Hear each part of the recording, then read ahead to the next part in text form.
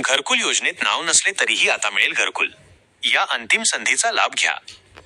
प्रधानमंत्री आवास योजना ग्रामीण टप्पा 2 अंतर्गत घरकुलाची प्रतीक्षा करणाऱ्यांसाठी एक अत्यंत आनंदाची बातमी आहे.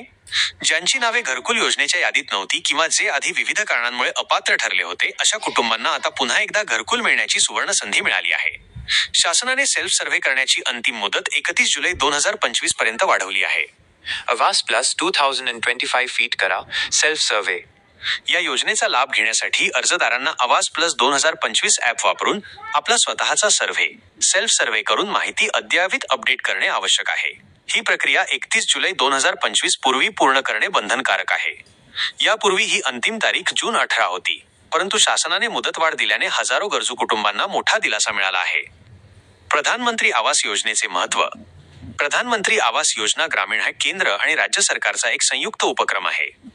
ग्रामीण भागातील आर्थिकदृष्ट्या दुर्बळ कुटुंबांना पक्के घरकुल बांधण्यासाठी आर्थिक मदत करणे हा या योजनेचा मुख्य उद्देश आहे.